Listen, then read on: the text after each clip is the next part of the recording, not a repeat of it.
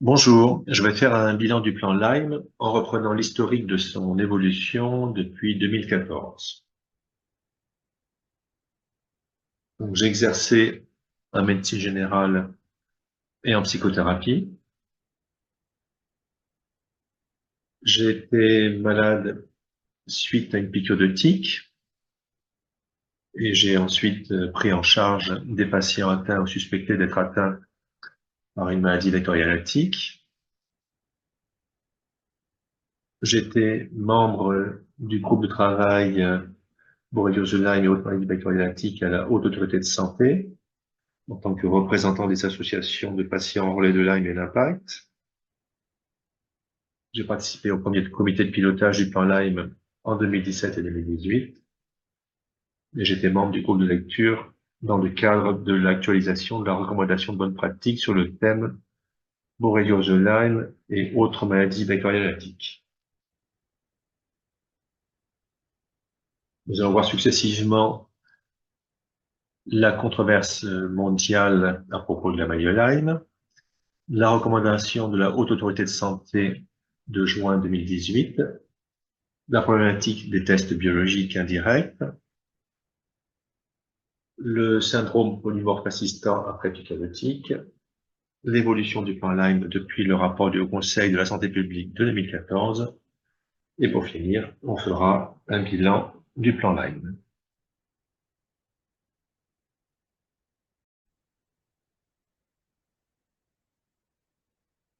On commence par aborder les diverses controverses autour de la maladie de Lyme.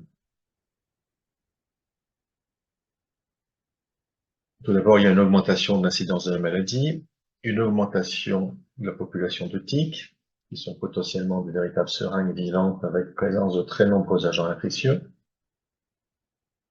Le diagnostic est difficile parce qu'il n'y a pas de test de diagnostic direct, ce qui représente la méthode de référence en microbiologie. En effet, la culture de bactéries est compliquée. Les PCR ne peuvent être réalisés que sur une ponction lombaire ou un prélèvement cutané dans le cadre de l'acrodermatite chronique atrophiante. Il nous reste donc des tests biologiques indirects, mais ceux-ci ont une fiabilité insuffisante. Et par ailleurs, on a un manque de connaissances sur les autres agents pathogènes responsables de maladies vectorielles à tique. Il y a de nombreuses souches de Borrelia. Là, on en a environ une dizaine. Et par ailleurs, il y a potentiellement d'autres agents infectieux, des virus de la méningoencephalite hépatique, pour lequel il existe un vaccin, la babésiose, qui est un parasite, et puis d'autres bactéries comme l'ericatiose, la plasmose, la lichiose, la tularemie, peut-être des bartonelles. Donc des études sur des tiques prélevés en Alsace qui ont montré la présence d'une soupe de bactéries dans les tiques. Et donc, il y a une controverse mondiale avec deux écoles de pensée. Aux États-Unis, on a donc deux écoles. Et en France, on a d'un côté la Société de pathologie infectieuse de langue française et de l'autre côté, la Fédération française contre les maladies vectorielles à tique, qui ont des positions très différentes sur la maladie de Lyme.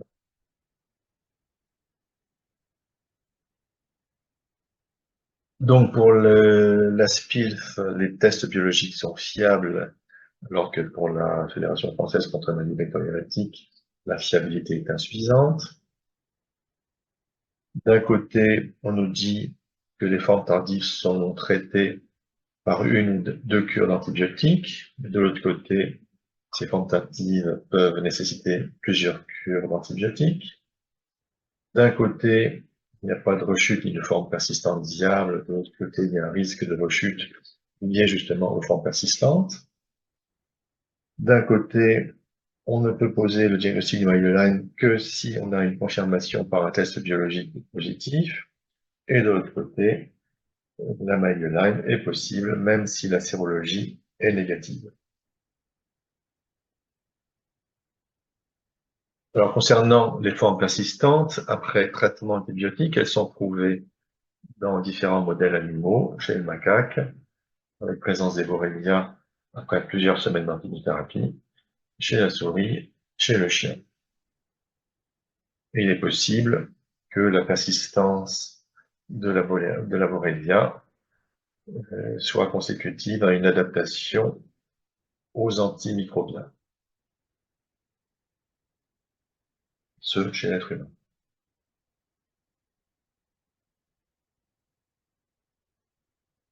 Alors, devant un tableau avec des symptômes peu spécifiques comme de la fatigue, des douleurs articulaires et musculaires, migrantes fluctuantes, des problèmes cognitifs avec des troubles de la mémoire et de la concentration, la notion de piqûre de tique, on n'a pas trouvé de diagnostic différentiel et la sérologie de Lyme est négative. Donc, dans un cas, pour la SPIF, on exclut une maille de Lyme et dans l'autre cas, pour la Fédération française contre la maladie pectorinatique, une maille de Lyme est possible. Concernant la gestion de l'antibiothérapie, d'un côté, il y a un risque de traitement insuffisant, mais la SPIF considère que la persistance de la Borrelia après un traitement antibiotique est jugée non prouvée. Et de l'autre côté, il pourrait y avoir le risque d'une utilisation abusive des antibiotiques avec une conséquence sur le microbiote intestinal. À cette controverse s'ajoute un manque de recherche, un manque de nouveaux tests biologiques, la nécessité d'une consultation initiale longue alors que la démographie médicale est en baisse, et puis une décision médicale partagée qui est souvent non prise en compte.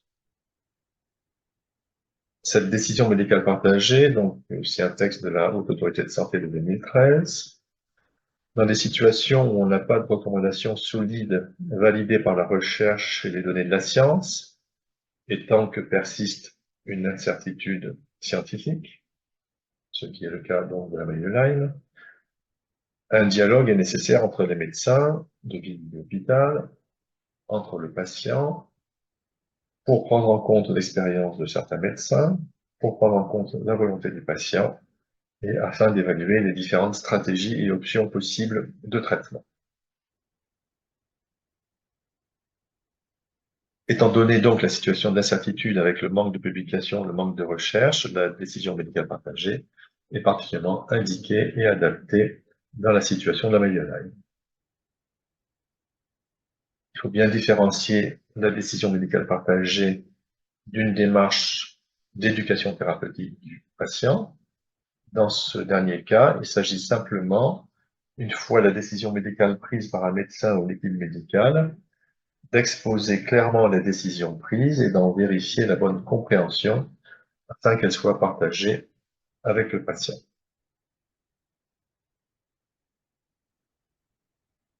En conséquence, les malades sont sous-diagnostiqués, l'épidémiologie est probablement sous-estimée,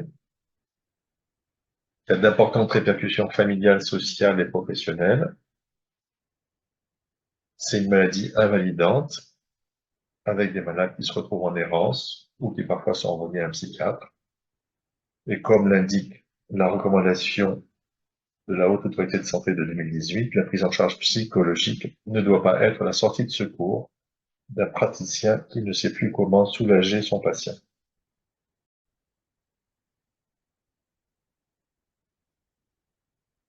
La recommandation de la Haute Autorité de Santé de juin 2018 a décrit des tableaux bien connus, avec les formes localisées précoces, les formes disséminées précoces, les formes disséminées tardives, et un tableau moins étudié, le SPPT, symptomatologie, syndrome persistant polymorphe après une possible piqûre de tique.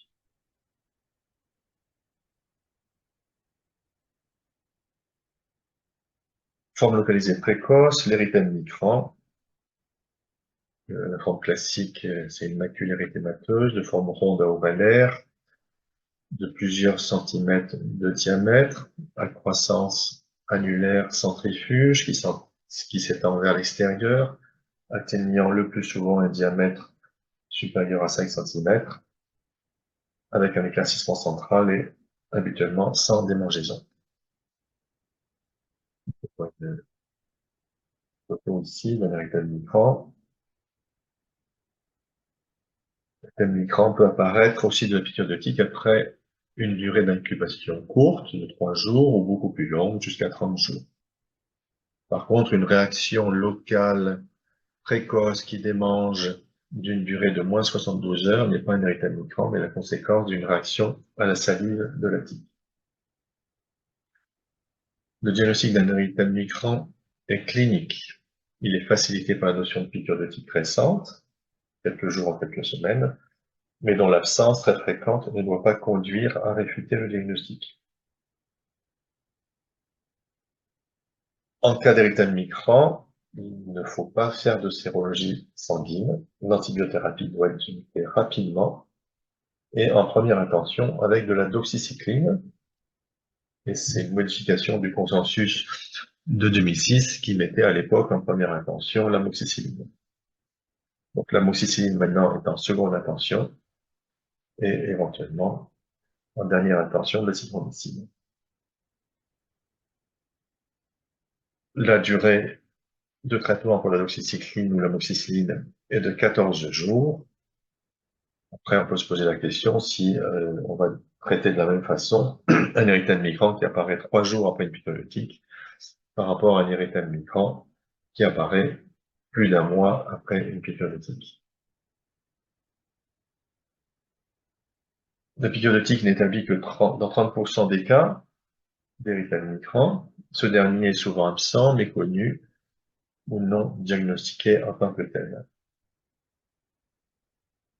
Un érythème migrant peut être associé à des signes généraux, fièvre, fatigue musculaire ou d'autres signes. Et à ce moment-là, on rentre dans le cadre d'une forme systémique.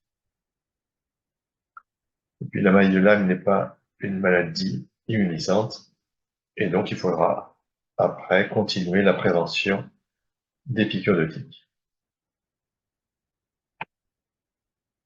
Les formes disséminées précoces de la borréliose de Lyme, l'érythème migrant à localisation multiple, on peut les retrouver très à distance du site de la piqûre de tique, toujours dans les jours ou semaines après la piqûre de tique. La durée de traitement est cette fois-ci de 21 jours et non pas de 14 jours. Le lymphocytome borrélien que l'on retrouve plus fréquemment chez les enfants, avec une localisation préférentielle au niveau du lobe de l'oreille ou de l'aréole mammaire.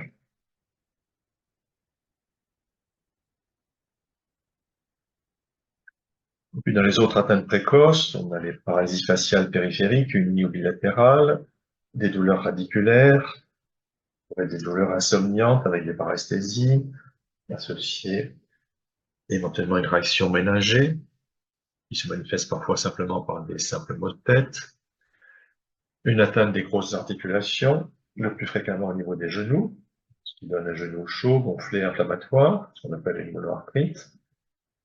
Il peut y avoir des troubles cardiaques de type trouble de la conduction, bloc auriculo-ventriculaire, ou bien une péricardite. Et puis au niveau oculaire, on peut avoir une uvite. Dans les atteintes tardives, très tardives, on a l'acrodermatite chronique atrophiante, qui est une manifestation rare de la phase tardive de la maladie de Lyme. Les tests biologiques indirects sont ici, en général, toujours positifs, et la persistance de la borrelia peut être mise en évidence sur une biopsie cutanée par PCR. Concernant le SPPT, symptomatologie, syndrome persistant polymorphe après une possible piqûre de tique. Donc ce terme s'apparente, il est issu de la sémiologie persistante polymorphe après morsure de tique que l'on retrouve dans le rapport du Haut Conseil de la santé publique de 2014. Il s'agit de personnes qui ont été potentiellement exposées aux tiques et qui présentent des signes cliniques polymorphes, diffus, persistants, non expliqués, pouvant être invalidants. Il peut s'agir de patients antérieurement traités pour une borréliose de Lyme ou de patients jamais traités pour une borréliose de Lyme. On a donc un contexte d'exposition aux tiques, une piqûre de tique possible, avec ou sans antécédent d'érythème migrant, et des symptômes qui évoluent sur plusieurs semaines avec des périodes d'apparente rémission, et la triade suivante, douleur, fatigue, troubles cognitifs. Donc, douleur, maux de tête, douleur musculo-squelettique, douleur neuropathique, des douleurs par accès qui sont fluctuantes et migrantes, une fatigue avec réduction des capacités physiques, et des plaintes cognitives, troubles de la concentration, troubles de l'attention, troubles de la mémoire, des lenteurs, des difficultés pour réfléchir, difficultés d'orientation, etc. Donc, en cas de suspicion de SPPT, il faut commencer par éliminer un autre diagnostic, en particulier les apnées du sommeil, problèmes endocriniens, métaboliques, une maladie inflammatoire chronique. Dans la maladie de Lyme, on ne retrouve pas d'inflammation, la vitesse de sédimentation et la CRP sont habituellement normales. Une autre infection, des problématiques psychologiques, un cancer, etc.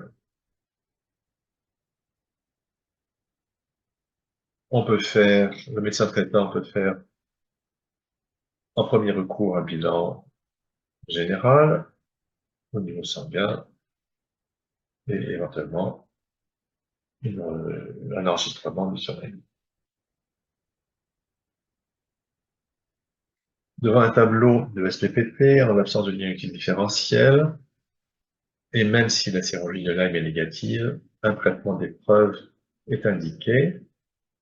Donc, en première intention, pas de la doxycycline pendant 28 jours.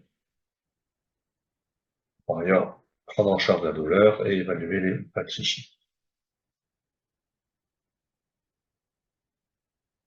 Et selon l'évolution, amélioration, échec, rechute, après le traitement de 28 jours, le patient doit être adressé dans un centre de compétences maladie vectorielle.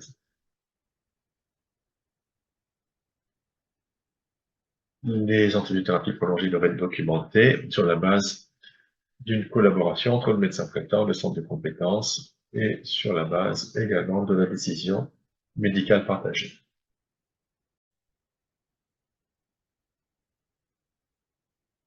On va aborder maintenant la sérologie. Donc, classiquement, la sérologie de Lyme, elle se fait toujours en deux temps. On commence par le test ELISA, mais du fait de l'existence de faux positifs, en cas de test ELISA douteux ou positif, il faut faire un test de confirmation qui s'appelle le Western blot ou immunoblot.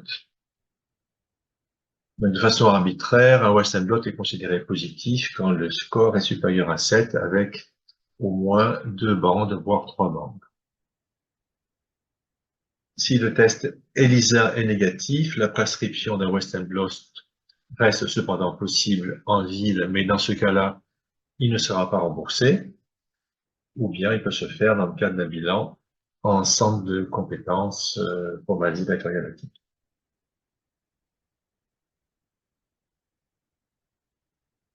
Un Western blot se présente sous la forme d'une chromatographie qui va faire apparaître des bandes identifiées par la fixation d'anticorps spécifiques contre différentes protéines de la Borrelia. Dans ces différentes protéines, il n'y a que la P41 qui n'est pas spécifique.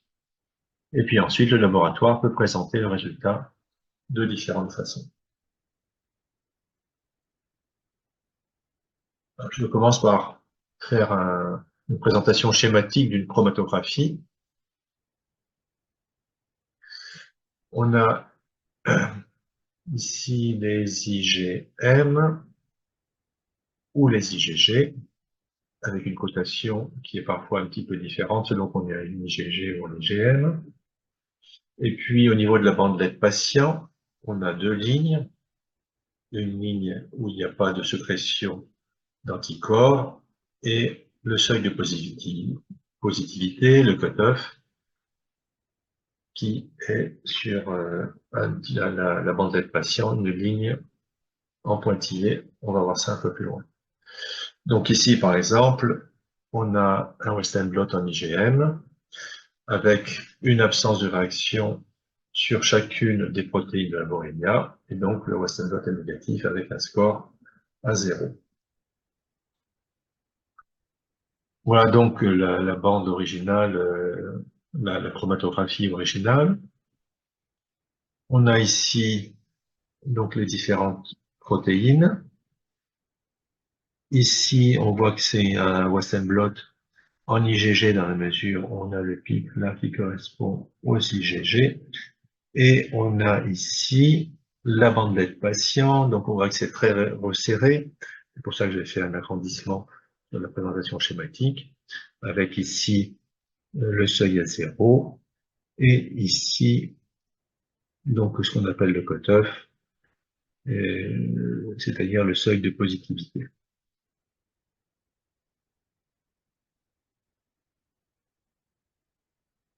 Donc, si je reprends la chromatographie précédente, on peut la représenter comme ça.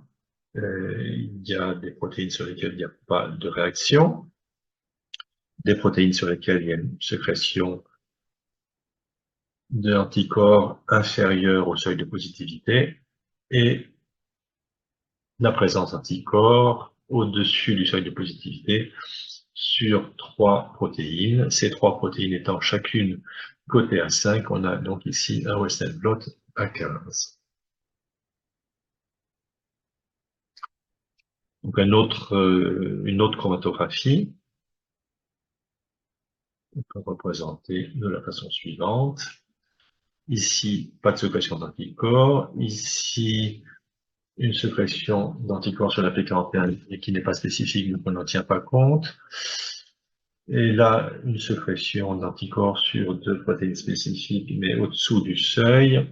On a donc un Western blot négatif en IgG.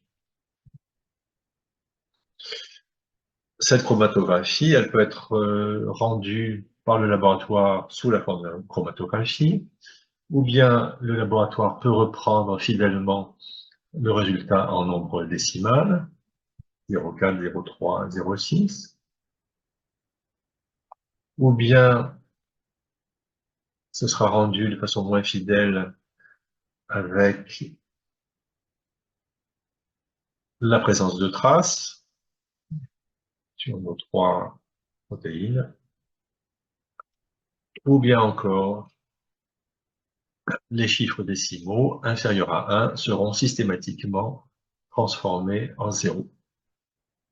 Donc 0,6, ça sera 0, 0,4, ça sera 0, 0,3, ça sera 0. Et le laboratoire peut même éventuellement simplement indiquer Western blot négatif sans aucun détail supplémentaire. Si le Western blot est positif mais qu'il n'y a pas de symptômes, il n'y a pas de traitement à faire.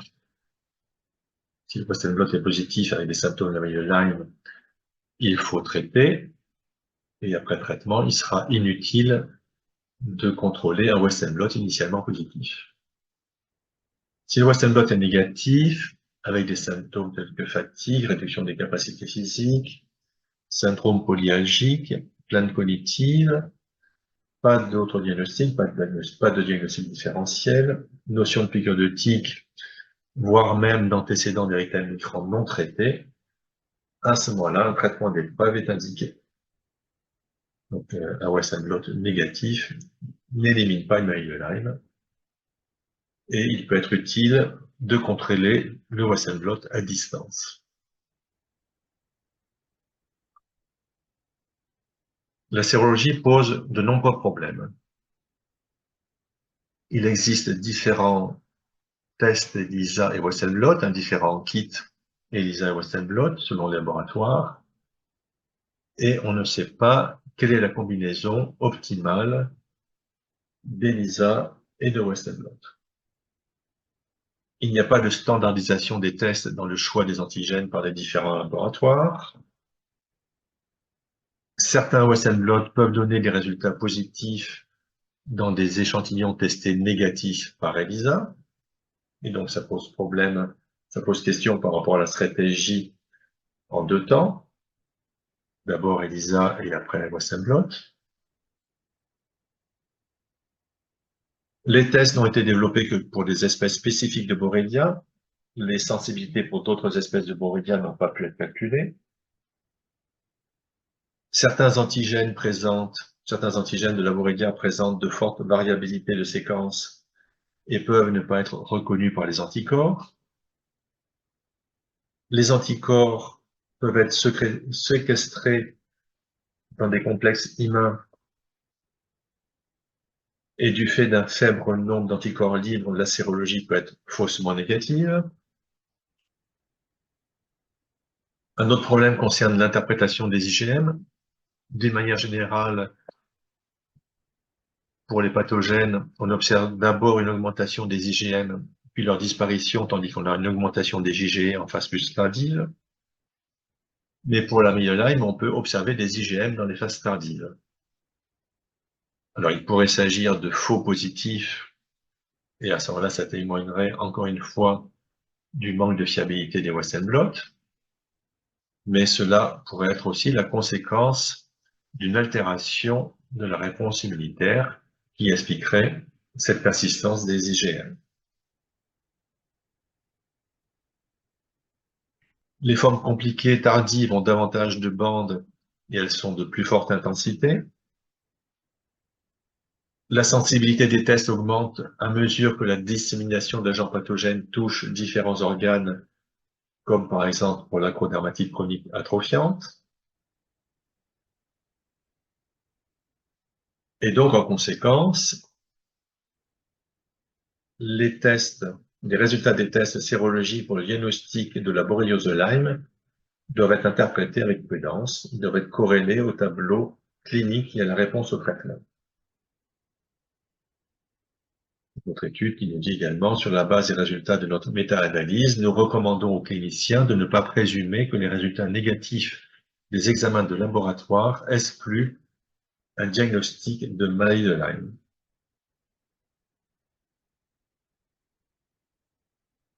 Concernant donc la présence de traces d'anticorps sous le seuil de positivité contre des antigènes spécifiques de la Borrelia au niveau de la Western blot, on pourrait donc évoquer une difficulté de l'organisme à fabriquer une quantité normale d'anticorps. Et on avait vu qu'il peut y avoir de fortes variabilités de séquences des antigènes, mais la Borrelia pourrait aussi se camoufler ou se mettre dans un état de veille. Et par ailleurs, les tests sérologiques pourraient ne pas reconnaître des anticorps séquestrés. Ceci impose donc de développer de nouveaux tests d'une fiabilité irréprochable, comme cela a été préconisé dans le plan Lyme de 2016.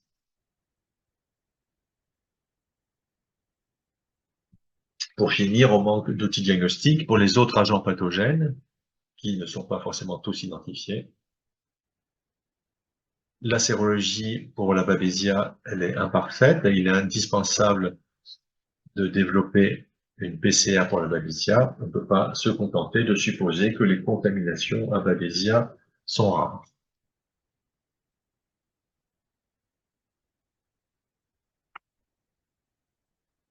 Il y a donc un manque de fiabilité des tests.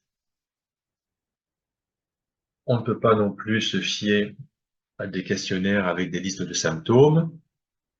On ne peut pas non plus se fier à des tests biologiques qui sont réalisés dans d'autres pays, mais qui ne sont pas reconnus en France. Et donc, étant donné cette situation d'incertitude, il est important de prendre en compte une décision médicale partagée.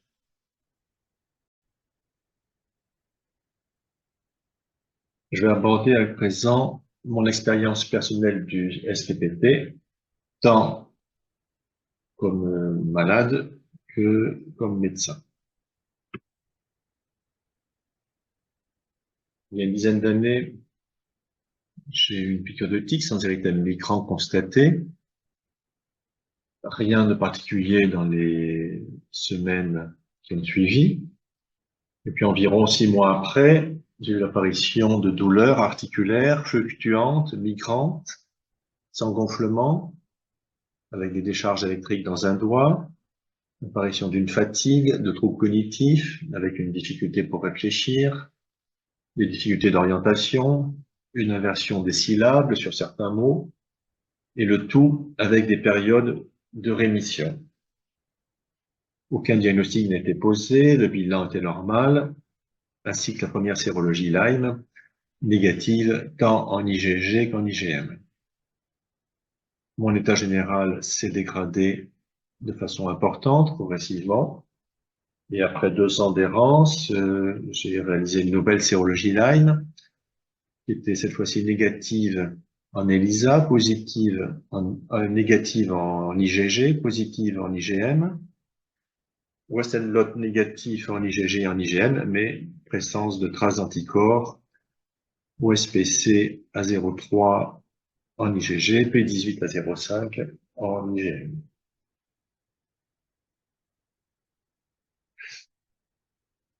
Tableau de SPPT, pas de diagnostic différentiel, test biologique négatif pour Lyme, avec donc cependant une faible présence d'anticorps sur 2 protéines spécifiques de la Borrelia, sous le seuil de positivité. Pour la SPINF, il faut s'orienter vers un trouble somatoforme, à traiter par physiothérapie, antidouleur, antidépresseur ou psychothérapie, alors que pour la Fédération française contre les maladies vectorielles éthiques, il peut s'agir d'une maladie de Lyme, qui nécessite un traitement d'épreuve par antibiotique. Lorsqu'on a une forme avec des symptômes anciens et importants, l'antibiothérapie doit être précédée d'une préparation du terrain. Préparer le terrain entraînera moins de réactions de Herx et facilitera l'utilisation ultérieure des antibiotiques avec une moindre utilisation et une meilleure efficacité. Et ça permettra également d'évaluer plus facilement le traitement. Les réactions de Herx, c'est une réaction inflammatoire suite au traitement de certaines infections, dont les spirochètes, comme la syphilis ou la de Lyme. Et ça se manifeste par une augmentation des symptômes habituels, ou bien par l'apparition de sueur, de frissons, de malaise, voire même des manifestations psychiques. En cas de réaction de Herx importante, il faut adapter le traitement, voire même diminuer la durée de l'antibiothérapie. Et donc, pour prévenir cet effet, il est important de préparer le terrain, d'évaluer le bon moment pour commencer le traitement d'épreuve par antibiothérapie. Si on débute trop tôt, on risque les effets Herx, qui mal interprétés pourront conduire à tort à l'arrêt du traitement d'épreuve. Il faut donc adapter la durée du traitement d'épreuve selon l'intensité et l'ancienneté des symptômes. Selon la façon dont un traitement d'épreuve va être mené, son résultat pourrait être positif ou négatif. Par exemple, il y a une étude où on a pris des patients avec des symptômes extrêmement importants, des douleurs musculo-squelettiques étendues, des troubles cognitifs, des douleurs radiculaires, des paresthésies, une fatigue profonde.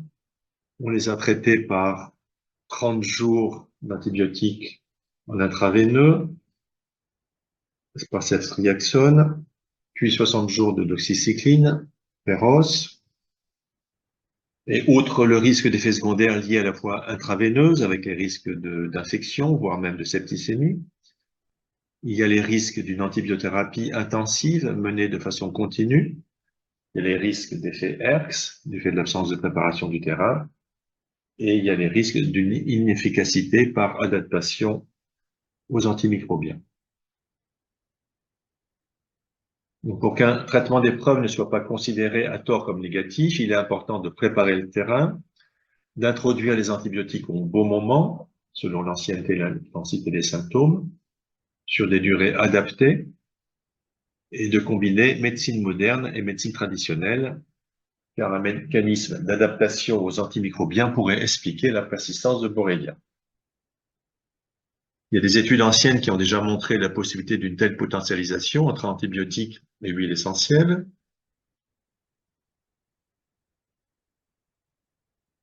Et selon la déclaration de Shanghai de 2016 de l'Organisation mondiale de la santé, il est tout à fait utile de combiner la médecine moderne avec la médecine traditionnelle. Il y a des études qui ont montré l'utilité des huiles essentielles contre la Borrelia. Et concernant de manière générale la préparation du terrain, il est utile de lire les livres du docteur Koussemine, du docteur Seignalé ou encore du docteur Causon. Les principes généraux, c'est d'abord une alimentation peu acidifiante, sans sucre, ni mauvaise graisse, ni alcool, et riche en fibres. Il est également important de bien mastiquer afin de faciliter la digestion. Apporter des bons acides gras, huile de colza, huile d'olive, des oméga 3, du DHA, des graines de lin moulu, des graines de chia. Il est souvent utile de tester un régime sans gluten ni produits à base de lait de vache, de faire un déparasitage avec soit de l'ail, soit du gintel, du flux vermal, d'éviter les levures, les fromages bleus, les fruits trop mûrs, de faire un traitement antifongique comme de l'ail, de l'origan, de l'extrait de pépins de pamplemousse, de tester différents yaourts et probiotiques. Le curcuma et le gingembre peuvent être utiles pour lutter contre l'inflammation. Il faut également éviter et éliminer aspartame et glutamate.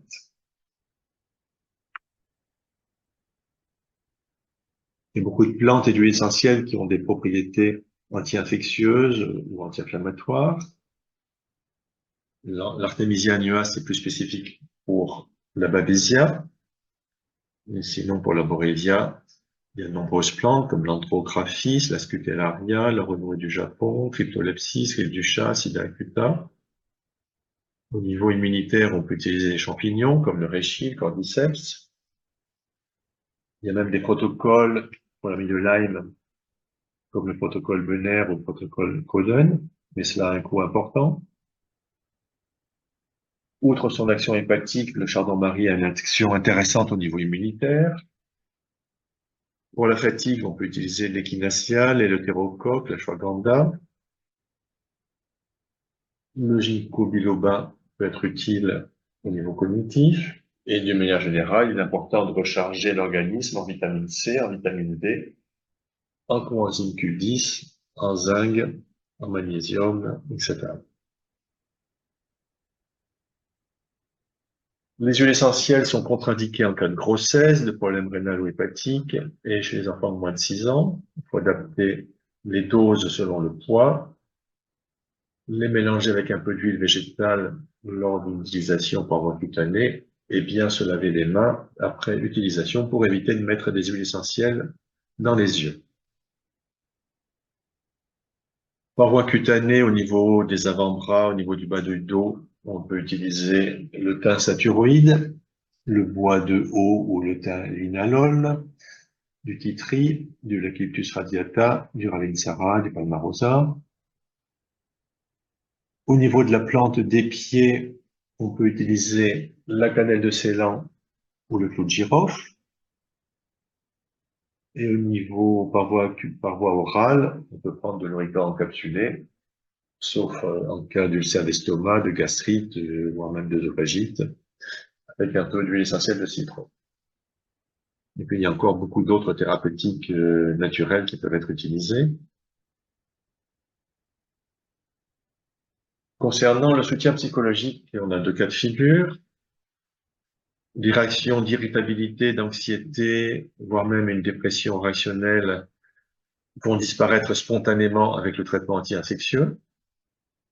Et par contre, il y a d'autres patients qui peuvent avoir une problématique psychologique ancienne, non résolue, avec ensuite le déclenchement d'un SPPT, qui va nécessiter à la fois un traitement anti-infectieux et d'autre part une psychothérapie ou une thérapie cognitive ou une approche psycho-émotionnelle, dans la mesure où un état dépressif chronique peut entraîner une immunodépression, ce qui facilite la perduration d'une infection chronique. De manière générale, il faut gérer le stress, avoir la patience, dans la mesure où le traitement peut être long. Il faut apprendre à gérer la fatigue, faire la sieste après le repas du midi, prendre soin du sommeil. La réadaptation physique doit être progressive, sans dépasser le seuil de fatigue. Les saunas et hammams peuvent être intéressants. Et puis, d'une manière générale, du fait de la situation d'incertitude scientifique, il faut gérer le fait d'être éventuellement confronté à des avis divergents. L'avantage d'une approche naturelle, c'est le renforcement du système immunitaire, la réduction de l'inflammation, une diminution des risques de rechute à l'arrêt des antibiotiques, la protection du microbiote et du foie. L'inconvénient, l'activité anti-infectieuse est lente, et cela a un coût financier. L'avantage des antibiotiques, c'est la rapidité d'action. L'inconvénient, le risque d'effets secondaires sur le microbiote, le risque d'antibiorésistance, de rechute à l'arrêt du traitement, le risque de candidose, d'effet HERX. Et d'où l'intérêt de combiner ces deux approches.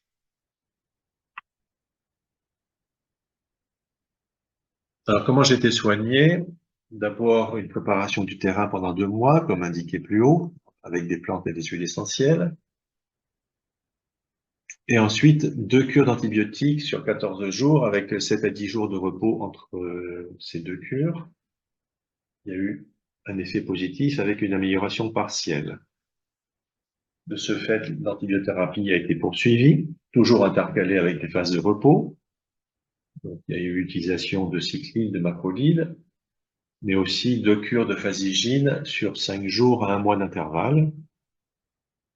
Au bout de 6 mois, donc, on a noté une bonne amélioration de l'état général, avec malgré tout encore la persistance de quelques symptômes.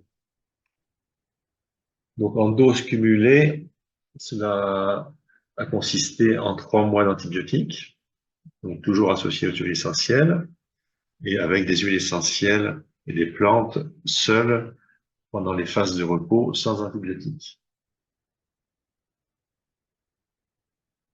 Ensuite, le traitement a été poursuivi, donc à l'arrêt des antibiotiques, le traitement par huile essentielle et plantes a été poursuivi encore pendant 9 mois, jusqu'à ce que je retrouve finalement mon état de santé antérieur. Et il y a eu encore 3 mois avec des plantes et des huiles essentielles pour consolider le traitement et éviter le risque de rechute. J'ai appliqué ce modèle aux patients que j'ai pris ensuite en charge, avec de bons résultats dans la très grande majorité des cas, rejoignant ainsi l'expérience de très nombreux médecins qui ont utilisé des protocoles plus ou moins similaires.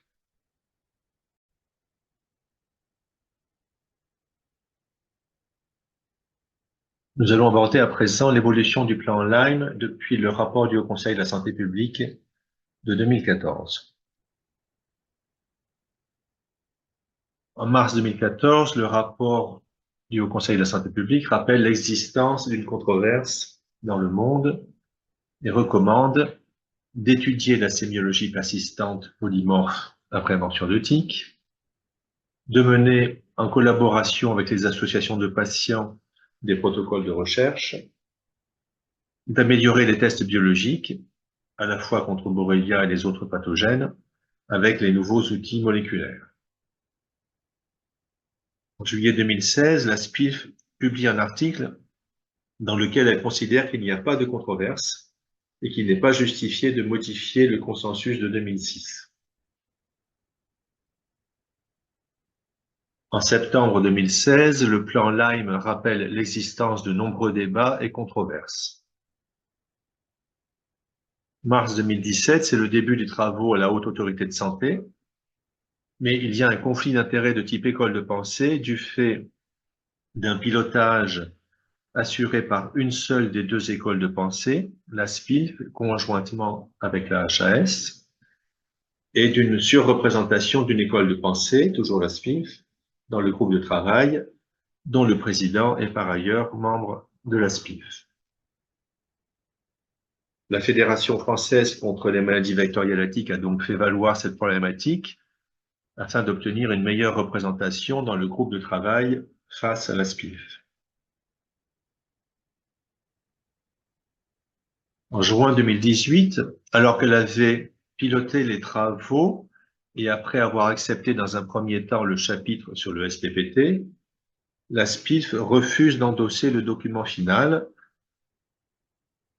du fait d'un refus de reconnaissance du SPPT. Le Collège de la Haute Autorité de Santé a estimé cependant que la recommandation améliorait la prise en charge par rapport à la précédente, à savoir le consensus de 2006. Septembre 2018, le premier président du groupe de travail sur la borréliose de Lyme à la Haute Autorité de Santé entre mars 2017 et janvier 2018, signataire du communiqué de la SPIF de juillet 2016 et par ailleurs directeur général de la santé, demande à la SPIF et à la suite de la Fédération française contre les maladies vectorielles à tic de réaliser un travail complémentaire. En juin 2019, c'est la publication des recommandations des sociétés savantes françaises sur la borréliose de Lyme et autres maladies vectorielles à tic sous l'égide de la SPIF. Il s'agit en réalité d'un simple avis du fait du non-respect de la prévention des conflits d'intérêts de type école de pensée.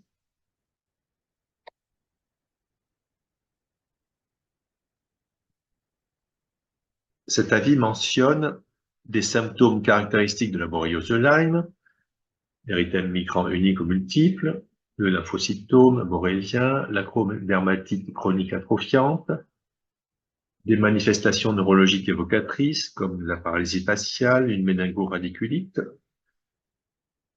la monoarthrite des grosses articulations, des formes cardiaques avec des troubles du rythme ou une péricardite, des formes ophtalmologiques avec l'uvéite par exemple. Puis cet avis aborde une première situation considérée comme peu évocatrice d'une borréliose de Lyme. Il s'agit de personnes exposées au tic, jamais traitées pour une borréliose de Lyme, avec des signes cliniques polymorphes persistants, des douleurs musculaires et ou articulaires, des paresthésies, une fatigue, des problèmes de mémoire et de concentration, avec une sérologie Lyme négative et une absence de diagnostic différentiel. Cet avis considère qu'un traitement d'épreuve pour Lyme ne doit pas être proposé dans ce cas et préconise une prise en charge pour un trouble somatoforme. La notion de trouble somatoforme, centrée sur des symptômes médicalement inexpliqués, est d'une fiabilité limitée et ce diagnostic peut être considéré par les patients comme péjoratif, car impliquant que leurs symptômes physiques ne sont pas réels. Dans le DSM-5, le manuel diagnostique et statistique des troubles mentaux, le concept de flou du trouble somatoforme a été remplacé par des troubles à symptomatologie somatique et apparentée. On parle à présent de symptômes somatiques pénibles associés à des pensées, des sensations et des comportements anormaux et disproportionnés à leur sujet. Pour la SPIF, il faut laisser le patient raconter ce qui l'a amené à soupçonner qu'il pourrait être atteint de la borréliose de Lyme, lister ses arguments en faveur de ce diagnostic, évaluer sa conviction concernant le diagnostic de la borréliose de Lyme, essayer de comprendre si des hypothèses alternatives ont été suggérées par les médecins du patient, par les proches ou par le patient lui-même, et pourquoi le patient pense que ces hypothèses alternatives sont moins probables.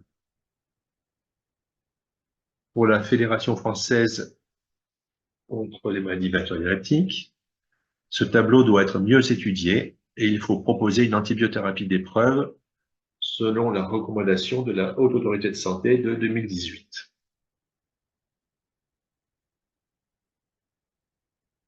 Donc cet avis considère aussi le syndrome post-infectieux des personnes déjà traitées pour une borréliose de Lyme, avec des signes cliniques polymorphes persistants, des douleurs musculaires et ou articulaires, des paresthésies, une fatigue, des problèmes de mémoire et de concentration, et une absence de diagnostic différentiel. Donc, dans cette situation, cet avis considère qu'une antibiothérapie ne doit pas être proposée, sans néanmoins que l'on connaisse les causes de ce problème médical. La Fédération française contre les maladies vectorielles lactiques considère qu'une persistance de la Borrelia est possible et qu'une poursuite de l'antibiothérapie doit au contraire être envisagée.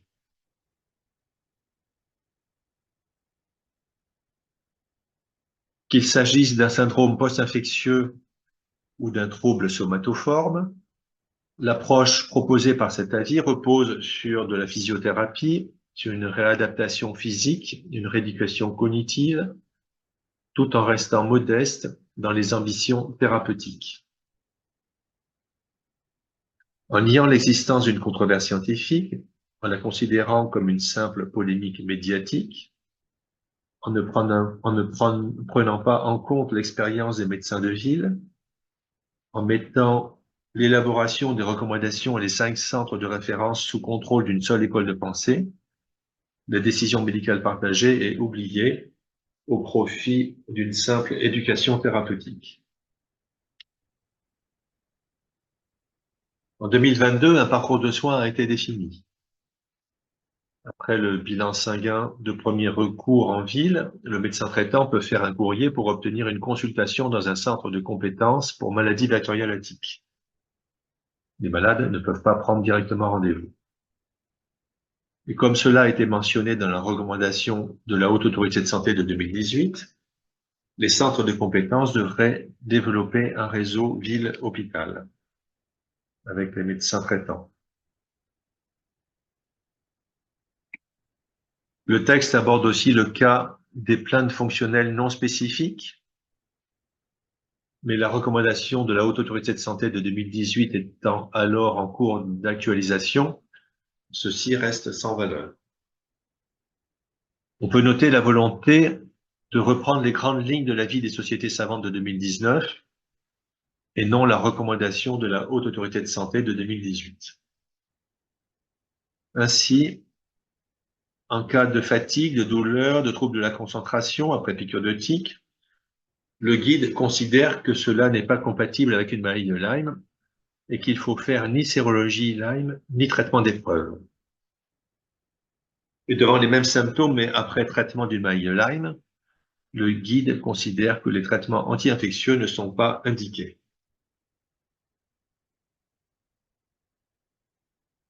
Avant 2022, de nombreux malades étaient pris en charge, soignés et améliorés par des médecins de ville, avec le risque, dans certains cas, de passer à côté d'une maladie organique en omettant de rechercher un diagnostic différentiel, ou encore le risque d'une antibiothérapie excessive. Avec la baisse de la démographie médicale et depuis le parcours de soins de 2022, les malades doivent passer par un centre de compétences maladies vectorielles lactiques, avec le risque de psychiatriser à tort une maladie infectieuse et le risque d'une antibiothérapie insuffisante.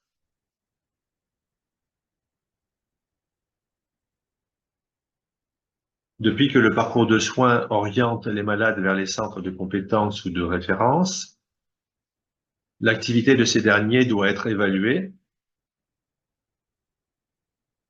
à la fois dans la prise en charge des formes classiques de la maladie de Lyme et des autres maladies vectorielles lactiques, dans la prise en charge d'une suspicion de maladie de Lyme et du syndrome post-infectieux, puisque dans ces deux cas, de nombreuses incertitudes subsistent, et dans l'application de la décision médicale partagée.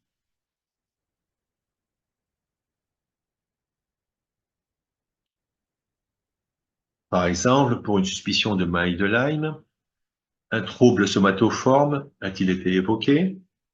Une thérapie cognitive a-t-elle été proposée? Ou bien un traitement d'épreuve a-t-il été proposé? Si oui, pendant combien de temps? Quelle a été l'évolution? Avec disparition durable des symptômes ou disparition puis réapparition précoce des symptômes? ou amélioration avec persistance de certains symptômes, ou absence d'amélioration, ou aggravation avec réaction de Hertz.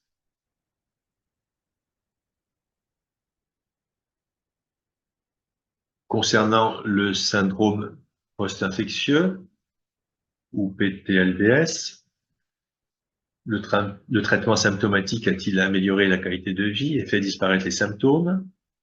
Ou bien une poursuite de l'antibiothérapie a-t-elle été proposée? Et si oui, pendant combien de temps? Et quelle a été l'évolution?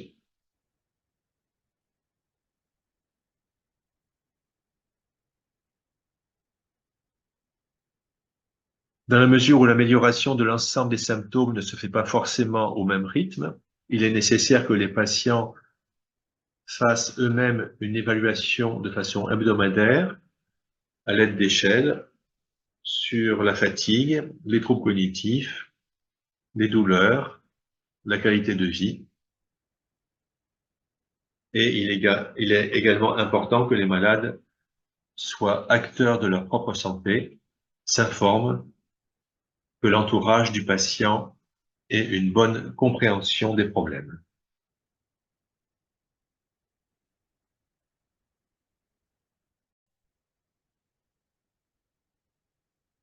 Pour terminer, on en arrive au bilan du plan Lyme. Le plan Lyme est un échec. Selon le rapport Louwagie de 2021, la recherche aurait dû occuper une place centrale pour sortir des controverses scientifiques. Et en conséquence, l'actualisation de la recommandation de la Haute Autorité de Santé de 2018, attendue pour fin 2024, restera de faible niveau de preuve pour les situations complexes. Alors, quelles solutions pourrait-on proposer pour faire avancer cette problématique de santé que représente la maladie de Lyme? Il est indispensable de comprendre les mécanismes physiopathologiques déclenchés par les agents infectieux transmissibles par les piqûres de tiques. C'était une recommandation de la Haute Autorité de Santé en 2018. Il faut développer de nouveaux moyens diagnostiques sur des prélèvements sanguins, dont les PCR. C'était une recommandation du rapport du Haut Conseil de la Santé publique de 2014. Il faut améliorer le diagnostic biologique en étendant le spectre de la recherche vers d'autres espèces plus rares que Borrelia burgdorferi, sensu-lato, ainsi que vers d'autres pathogènes comme Babesia, Plasma, etc. À l'encontre d'une organisation centralisée avec 5 centres de référence, tous contrôlés par une école de pensée, la SPILF, qui nie l'existence d'une controverse, il faut réhabiliter le rôle du médecin traitant dans un partenariat avec la ville, l'hôpital, les centres de compétences, les centres de référence. Dans l'intérêt des patients, un dialogue ouvert et responsable entre tous les acteurs est nécessaire. Ainsi, l'annexe 5 de la recommandation de la Haute Autorité de Santé de 2018 préconisait de rapprocher tous les professionnels concernés par les maladies vectorielles à tiques, de créer un climat de confiance pour faciliter la communication et favoriser une coopération. Une collaboration est nécessaire entre le malade, le médecin traitant et le centre de compétences, avec un respect de la décision médicale partagée, avec en particulier donc la prise en compte de l'expérience acquise par de nombreux médecins, tant en France que dans le monde. Le médecin traitant doit pouvoir mener des études cliniques et observationnelles en partenariat avec les centres de compétences et les associations de malades dans le respect de la décision médicale partagée. Les centres de référence et de compétences devraient avoir un échange régulier avec les associations de patients. Les recommandations du guide du parcours de soins de la Haute Autorité de Santé en 2022. Dans les formes complexes, les anti-infectieux ne peuvent pas se limiter aux antibiotiques. Différents traitements doivent être évalués, comme des plantes, des huiles essentielles et bien d'autres molécules. Les recommandations vont rester de faibles niveaux de preuve encore longtemps. Donc, devant un tableau qui semble a priori moins évocateur d'une maladie de Lyme, c'est-à-dire une fatigue avec réduction des capacités physiques, des plaintes cognitives, un syndrome polyalgique, en l'absence de diagnostic différentiel, et ceci dans un contexte d'exposition aux tiques ou après piqûre de tique, et a fortiori en cas d'antécédent d'érythème migrant non traité. Même si la sérologie de Lyme est négative, les patients doivent recevoir un traitement d'épreuve, et ce, dans le cadre d'une approche globale, comme on l'a vu auparavant. Et autre situation, la poursuite des antibiotiques doit être possible dans le syndrome post-infectieux. Le plan Lyme fait suite au rapport du Haut Conseil de la santé publique qui mentionnait une controverse entre deux écoles de pensée. La recommandation était sous la responsabilité de la Haute Autorité de Santé en lien avec la SPIF, qui ne reconnaît pas la controverse, et les autres disciplines concernées. Les associations de patients et la Fédération française contre les maladies vectorielles lactiques ont été associées à ces travaux pour prendre en compte leurs ressentis et les problèmes auxquels les patients sont confrontés. La Fédération française contre les maladies vectorielles lactiques n'a pas été considérée comme la représentante française d'une autre école de pensée. Il y a même une page dans la recommandation, où on mentionne simplement le désaccord de la Fédération française contre les maladies vectorielles lactiques, en nota bene, au bas d'un tableau. La base donc est la reconnaissance de l'existence d'une controverse entre deux écoles de pensée.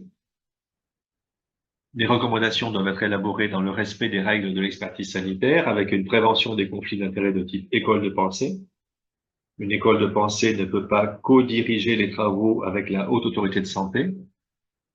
On aurait alors un texte qui reflèterait la position d'une école de pensée et l'autre école devant à ce moment-là demander l'insertion d'un paragraphe pour exprimer son désaccord, ce qui n'a aucun sens. La Haute Autorité de Santé doit piloter seule les travaux d'un groupe de travail constitué des représentants des deux écoles de pensée et des associations de malades. Une fois une recommandation élaborée, elle doit être diffusée pour que les médecins généralistes en prennent connaissance. Malheureusement, la recommandation de la Haute Autorité de Santé de 2018 est restée largement méconnue des médecins de ville. Les malades devraient adhérer aux associations de malades pour les soutenir et ces dernières devraient se mobiliser pour travailler ensemble, à l'image du SIDA, où les associations de malades ont œuvré pour obtenir des financements spécifiques et mener des projets de recherche en collaboration avec les médecins. La prise en compte de l'ensemble de ces points devrait à terme permettre aux malades d'être réellement pris en charge. C'est le but du plan Lyme, mettre fin à l'errance médicale.